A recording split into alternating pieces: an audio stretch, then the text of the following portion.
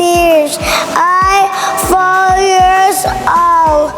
Today I will learn basketball with Coach Yogo. High five with coach.